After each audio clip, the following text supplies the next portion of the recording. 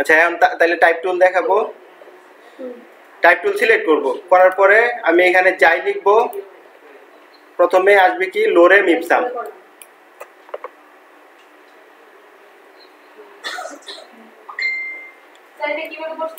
Type টুলে গেলাম, যাওয়ার পরে আমি স্ক্রিনের যে কোনো এক জায়গায় ক্লিক করলাম, করার পরে আমি আবার সিলেকশন টুলে চলে গেলাম। চলে যাওয়ার পরে আমি এটারে হালকা বড় করে নিলাম, বুঝছেন? না না, ওই যে টুল, টাইপ টুলে এই যে টাইপ টুল দেখতে পাচ্ছেন, টি হচ্ছে টাইপ টুল। লোরেম ইপসাম আসলো, আমরা লিখি যে গ্রাফিক ডিজাইন, কন্ট্রোল এ দিয়ে সবটা সিলেক্ট করে GRAPHIC graphics DESIGN graphics design. আমি যদি এটার কালার চেঞ্জ করতে চাই তখন কি করব? সোয়াচে যাব, সোয়াচে গিয়ে যে কোনো কালার দিব, এই যে কালার চেঞ্জ হয়ে যাচ্ছে, বুঝতে পারছেন?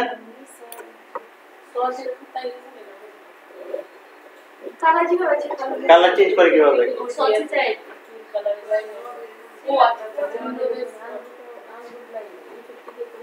আচ্ছা, এটা হচ্ছে আমি কালার চেঞ্জ করলাম। এখন আমার ধরেন যে একটা কেউ এটার কি বলে ফন্টের সাইজ দিয়ে দিল, তখন আমি কি করব? এই যে ক্যারেক্টার আছে উপরে দেখেন, আমার বারবার এখানে যাওয়ার দরকার নেই, এখানে ক্যারেক্টার আছে, অথবা উইন্ডো থেকে আগে যে দেখালাম টাইপ ক্যারেক্টার, এটাও চলে আসলো। এটা না যে আমরা ক্যারেক্টার এখানে যাই, ক্যারেক্টারে ক্লিক করলাম, একটা এই যে ফন্টের সাইজ কত পিটি হবে, পয়েন্ট কত পয়েন্ট হবে সেটা আমরা এখানে দিতে পারবো। আমার ধরেন যে দরকার 200 পয়েন্ট, আমি এখানে যদি 200 লিখে দিই তাহলে কিন্তু হয়ে যাবে 200 পিটি, বুঝতে পারছেন? তারপর আবার ক্যারেক্টারে যাই, দেখি এখানে অনেকগুলো অপশন আছে। এটারে কি বলে? লিডিং। এটারে কি বলে? এইগুলোর কিন্তু প্রশ্ন আসবে, এটার মনে রাখেন, এটারে কি বলে? লিডিং। তারপর এটা হচ্ছে কার্নিং, আমি বুঝাবো যে কার্নিংটা কি। আর এটা হচ্ছে ট্র্যাকিং। এটা লিডিং, এটা কার্নিং, এটা হচ্ছে ট্র্যাকিং। আচ্ছা, এখন দেখেন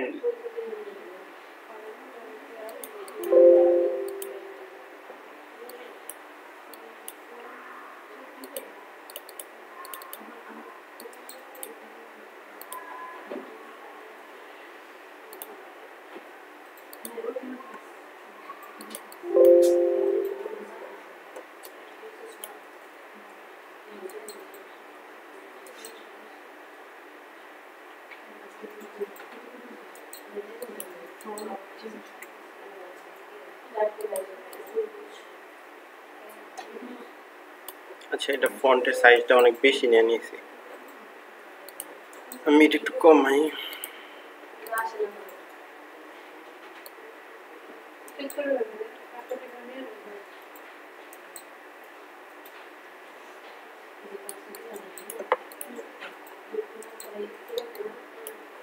আচ্ছা,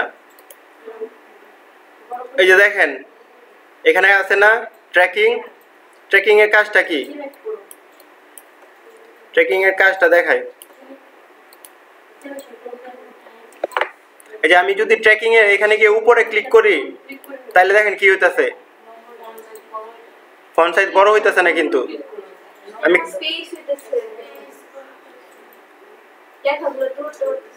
মানে এক একটা অক্ষর থেকে আরেকটা অক্ষরের ট্র্যাকিং এর কাজটা কি?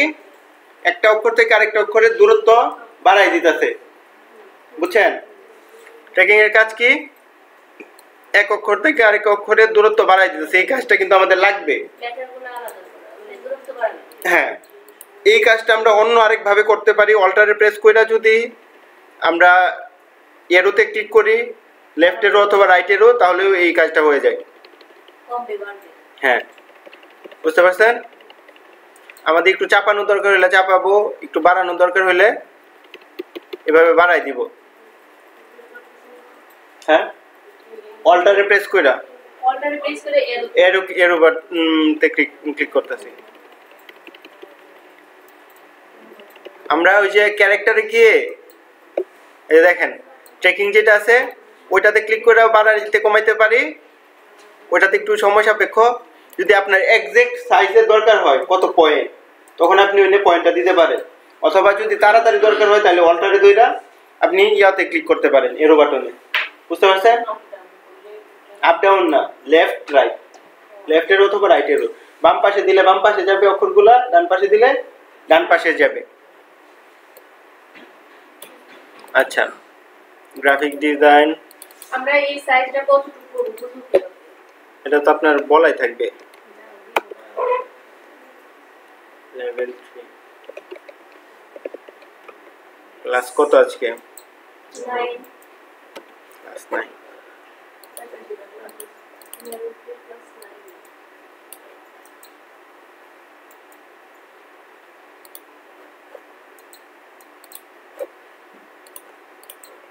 ক্লাস 9 না?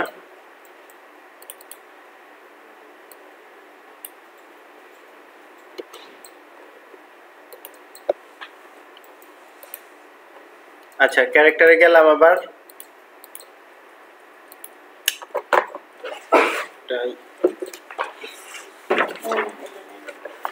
না সমস্যা,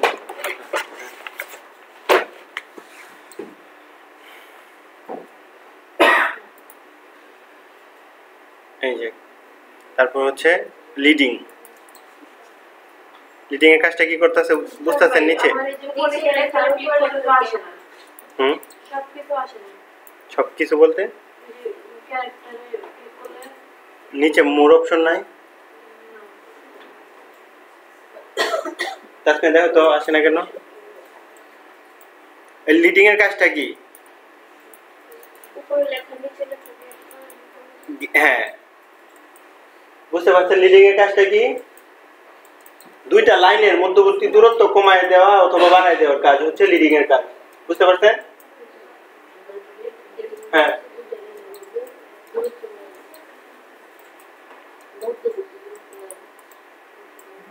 এই যে আমি একদম উপরে ঢুকাই দিতে পারতেছি আমার যতটুকু দরকার, ঠিক আছে, ততটুকুই ওরা দিবে। আচ্ছা,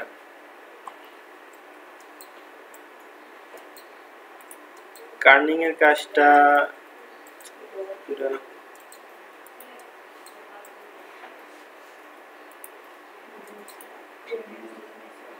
ম্যাট্রিক্স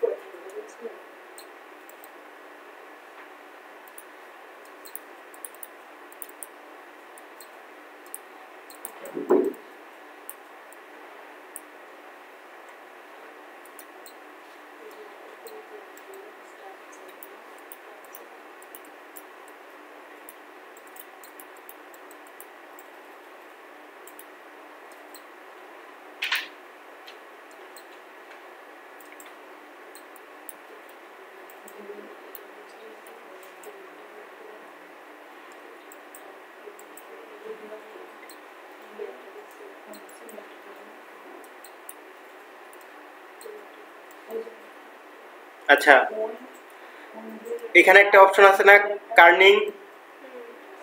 এই কার্নিং এর কাজটা কি বুঝছেন? ধরেন যে আমার দরকার যে দুইটা অক্ষরের মাঝখানে যে মধ্যবর্তী গ্যাপটা আছে ওইটা কমানো অথবা বাড়ানো, পুরাটা না,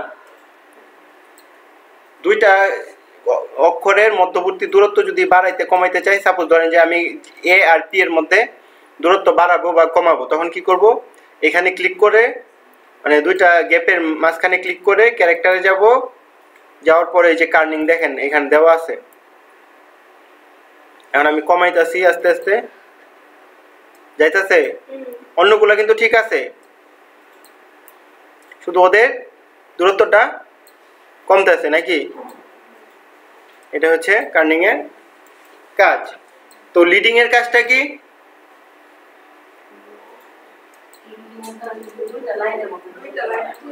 দুইটা, হ্যাঁ, লাইন এর মধ্যে কমানো বাড়ানো। আর ট্র্যাকিং এর কাজ কি?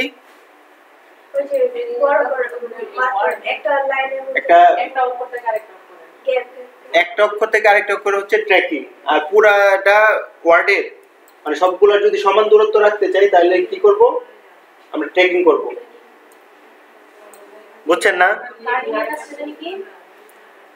কার্নিং এর কাজটা হইতাছে একটা অক্ষর থেকে আরেকটা অক্ষরের দূরত্ব কমানো বাড়ানোর জন্য। আর যদি পুরা একটা ওয়ার্ডের দূরত্ব বাড়াইতে কমাইতে চাই তখন কি করব, ট্র্যাকিং।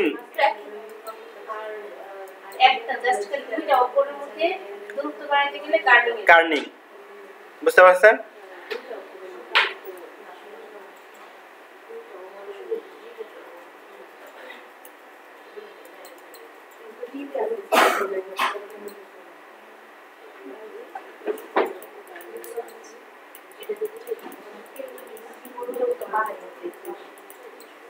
আচ্ছা,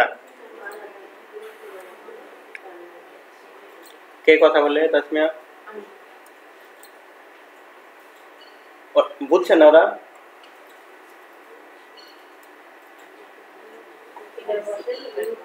আচ্ছা, এই দুইটা জিনিস হচ্ছে ভার্টিক্যাল স্কেল আর হরাইজন্টাল স্কেল নাকি? ভার্টিক্যাল স্কেলের কাজ দেখি দেখেন অক্ষরগুলারে কেমন করতেছে, ছোট করতেছে কিভাবে, উপর থেকে নিচে একদম চ্যাপ্টা করে দিতেছে। আমরা 100% দিলে একুরেট থাকবে। তো এইগুলার কাজ এখন আপাতত আমাদের দরকার নাই, ঠিক আছে?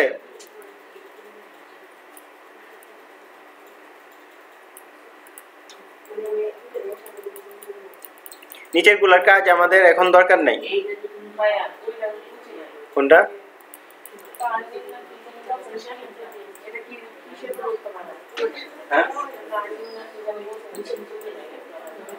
দুইটা অক্ষরের মাঝখানে গ্যাপ বাড়াবে কমাবে কার্নিং। এই যে ধরেন যে আমি এখানে ক্লিক করলাম, এই দুইটার গ্যাপ বাড়ানো কমানোর জন্য হচ্ছে গিয়া এই যে কার্নিং। হ্যাঁ হ্যাঁ, আমি কমাইতেছি, আমি বাড়াইতেও পারবো, বুঝতে পারছেন? আচ্ছা, কোনটা কাজ করে না? আসতেছি, আমি দেখাই আগে, আমি আসবো, সবার কাছে আসবো। এই যে এখানে দেখেন, তারপরে হচ্ছে গিয়া এটা কি ক্যারেক্টার রোটেশন। আমার এটা দেখছেন কিরকম হয়েছে, লেভেল এরকম হাই লাগেছে এদিকে না, 42 ডিগ্রি অ্যাঙ্গেলে। এখন দেখেন একদম 90 ডিগ্রি অ্যাঙ্গেলে সোজা হয়ে যাবে। দেখছেন, এগুলো কিন্তু আমাদের দরকার লাগবে। আচ্ছা,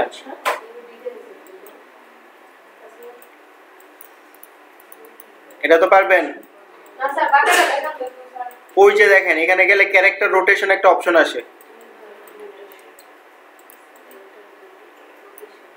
এখন আমি যদি ডিগ্রি অ্যাঙ্গেল বাড়াই দিই তাহলে এইভাবে বাঁকা হবে, এভাবে যদি আরো কমাইতে থাকি এভাবে বাঁকা হবে নাকি? আপনি যেভাবে মন চায় সেভাবে নিতে পারবেন আপনার ইচ্ছা মতো। আচ্ছা, এখন যদি আমার দরকার সবগুলা বড় হাতের, এমনকি আমি আবার টাইপ করব না, টাইপ না করে এইভাবে ওই যে অল ক্যাপস দিয়ে দিব। এই অপশনটা হচ্ছে অল ক্যাপস, আর এটা হচ্ছে স্মল ক্যাপস। সবগুলাই ক্যাপিটাল হবে, কিন্তু প্রথমটা একটু বড়, পরেরগুলা ছোট হয়ে যাবে। এই যে এখানে কিন্তু দেওয়া আছে। হ্যাঁ হ্যাঁ, এটা সুপারস্ক্রিপ্ট হয়ে গেছে। আচ্ছা, যারা ওয়ার্ডে কাজ করছেন তারা তো জানেন সাবস্ক্রিপ্ট আর সুপারস্ক্রিপ্ট কি। আমরা এ স্কয়ার দিলে এর উপরে স্কয়ার দিই না, তাহলে এই টুটা হচ্ছে কি সুপারস্ক্রিপ্ট, আর একটা A2 B2 আমরা লিখি না, তো সেই টুটা হচ্ছে কি সাবস্ক্রিপ্ট নাকি?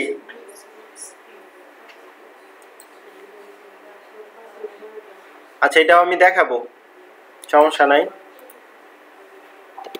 সাপোজ আমি 3 স্কয়ার লিখবো, কিভাবে লিখবো? 3 আর 2 লিখলাম, এই 2 রে আমি কি বানাবো?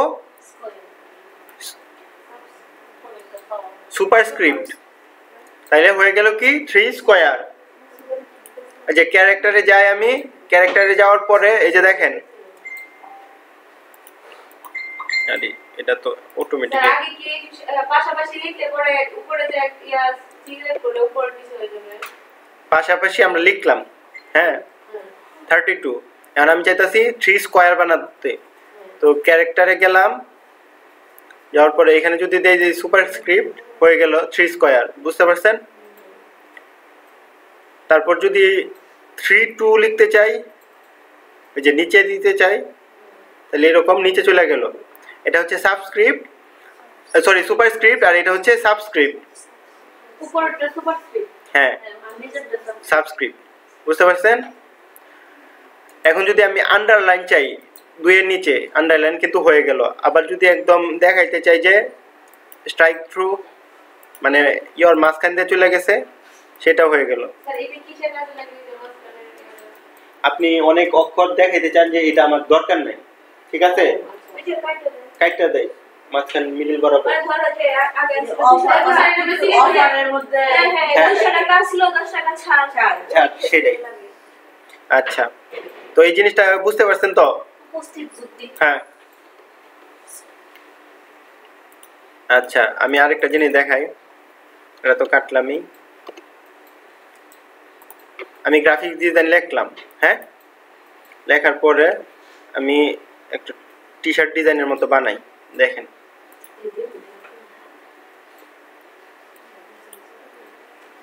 আচ্ছা আমি নতুন করে লিখি, তাহলে এটা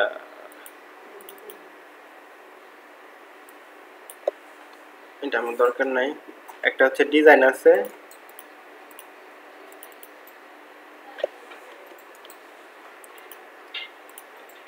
এই দেখেন আমি অল্টার ধরে এটা নিচে নিয়ে আসলাম, কন্ট্রোল এ জি আর এ গ্রাফিক্স ডিজাইন।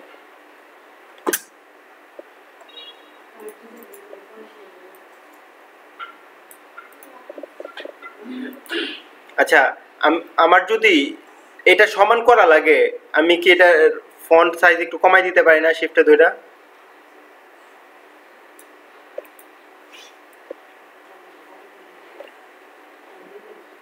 আচ্ছা দেখেন আমি একটু স্টাইল করি, আপনারা শুধু আমারটা দেখেন। প্রশ্ন কি কি করবেন সেটা আপনারা মানে লিখে রাখেন অথবা ইয়া করে রাখেন। এখন আমি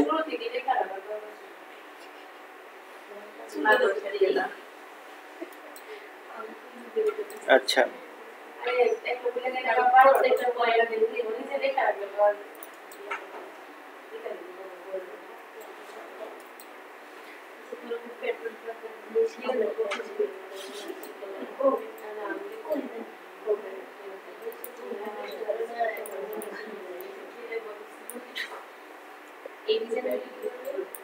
এটা আমি একটা ফন্ট আনছি, এটা ডিজাইন হয়েছে না, একটা শুধু ফন্ট। এই যে গ্রাফিক্স ডিজাইন,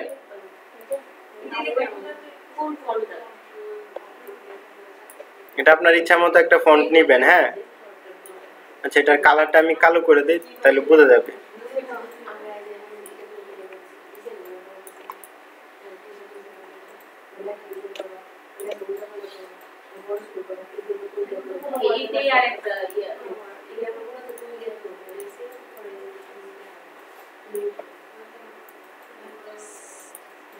আচ্ছা আমরা বড় ছোট করবো অলওয়েজ শিফট ধরে কিন্তু, ঠিক আছে? আমরা বড় ছোট করব কিভাবে? শিফট ধরে।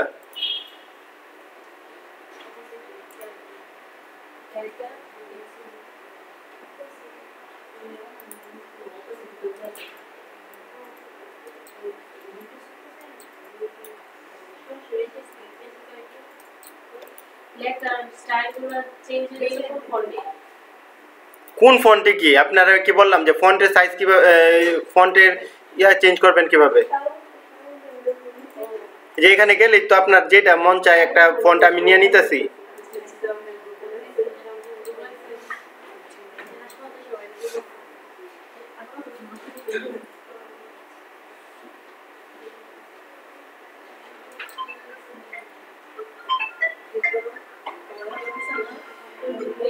এখানে তেমন ফন্ট নাই, ঠিক আছে? আমি আমার কাছে কিছু ফন্ট আছে, আমি আনবো না। আচ্ছা দেখেন এটা হচ্ছে গ্রাফিক্স ডিজাইন। আমি এটার টাইপটা চেঞ্জ করে দিতে পারি, ক্যারেক্টার।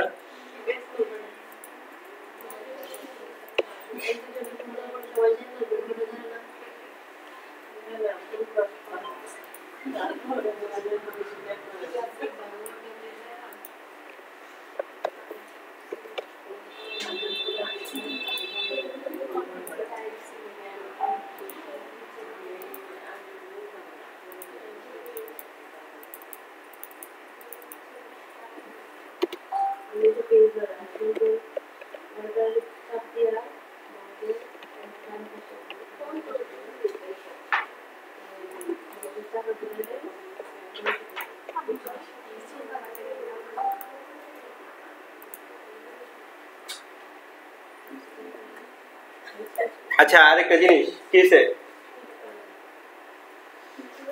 না, এটা ধরেন আমি যদি, এটা তো ফন্টে আছে, আরেকটা জিনিস দেখেন, এটা ফন্টে আছে, এটারে যদি আমি শেপে বানাইতে চাই, ধরেন যে শেপে বানাইতে গেলে আমি কি করব, কন্ট্রোল শিফট ও দিয়ে আউটলাইন করে দিব, অথবা এখানে আছে অবজেক্ট মেক আউটলাইন। তাসমিয়া, আউটলাইনের অপশনটা কোন জায়গায়? আমার তো শর্টকাট মনে আছে। স্যার ডিজাইনে ডি ই এস এগুলো যদি একটা ডিজাইন করতে চাই, যে অঙ্কগুলো রাইট ক্লিক করে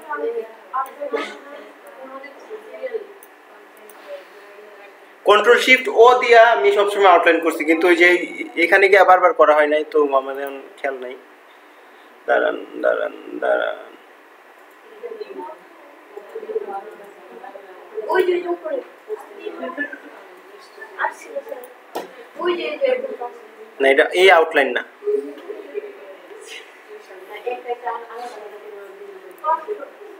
আচ্ছা, এটা আউটলাইন হয়েছে।